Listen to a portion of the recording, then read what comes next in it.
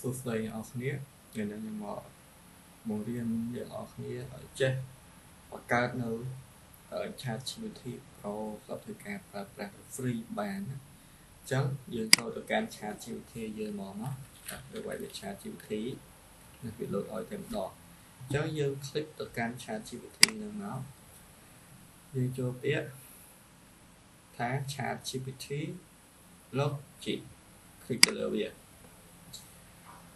ចឹងវានឹងចេញកាតget step អញ្ចឹងយើងក៏អាចធ្វើវាយើងទុកវាមួយឡែកសិនយើងទៅបើក tab ថ្មីមួយទៀតអូខេអញ្ចឹងយើងធ្វើការ website មួយដែលមានឈ្មោះថា o x x a m ណាហើយយើង enter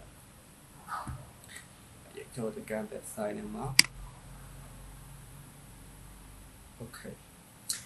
នេះគឺជា website មួយសម្រាប់ធ្វើការយើងបង្កើតនៅ password email ឈ្មោះនិងលេខទូរស័ព្ទសម្រាប់ធ្វើការយកទៅ login ទៅលើ ChatGPT របស់យើងនឹងបញ្ជាក់ផងដែរ ChatGPT Pro នេះសម្រាប់ធ្វើការតេស្តទៅលើការ free ដែល website នេះឲ្យតែប៉ុណ្ណោះឯងអញ្ចឹងយើងត្រូវការ email អញ្ចឹងយើងទៅបើក tab មួយទៀត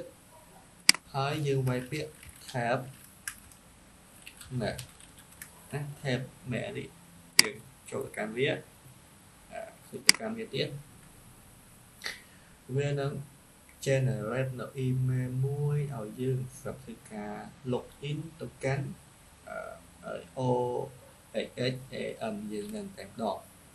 ញ្ចឹងនេះគឺជា email ដែលវាបាន generate ឲ្យយើងចាយើង copy ទៅវាមកយើងចង់ copy ទៅកន្លែងនេះក៏បាន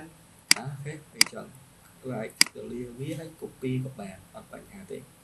យើង copy មកយើងទៅកាន់ហើយយើងយកវាមកផាស email ចូលមកអូខេអញ្ចឹង password នេះខ្ញុំអត់ដូរទេខ្ញុំគ្រាន់តែ copy ឈ្មោះ email ហ្នឹងមកយកទៅធ្វើជា password ផាសវាហើយខ្ញុំយកឈ្មោះហ្នឹងយកទៅធ្វើជា name ទៀតផាសវាចូលហើយកន្លែងលេខទូរស័ព្ទ contact នេះគឺជាលេខទូរស័ព្ទណា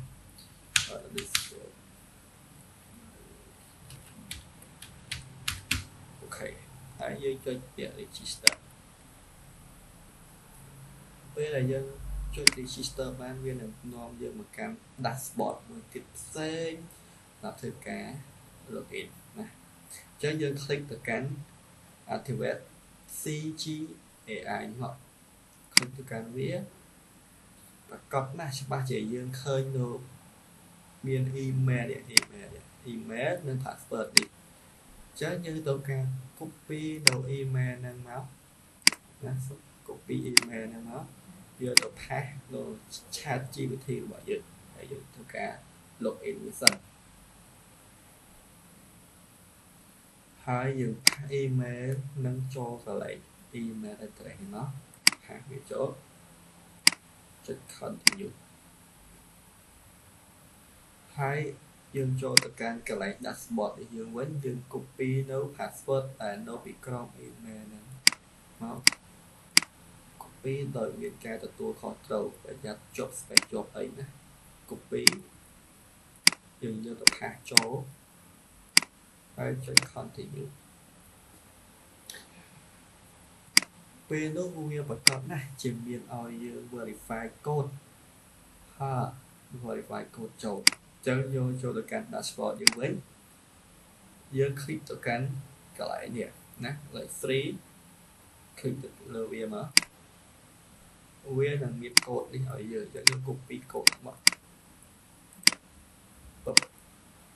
copy កូដនឹងមក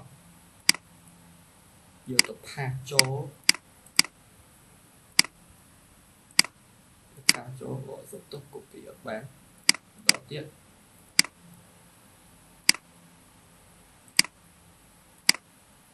ផាសចូល continue បាទឥឡូវវាបានទាំងមួយហើយអញ្ចឹងកន្លែងនេះ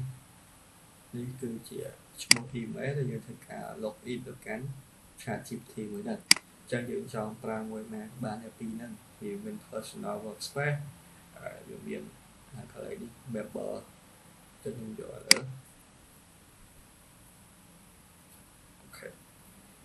ចឹងយើងនឹងចង់ដឹងថាយើងបង្កើតជាមួយនឹងChatGPT Pro បាននេះបានគឺចូលទៅកន្លែង ChatGPT 5 Pro នេះយើងនឹងឃើញ menu ជាច្រើនសម្រាប់ធ្វើការជាមួយវាណាគឺចង់ប្រើមួយណាក៏បានដែរអូខេអរគុណ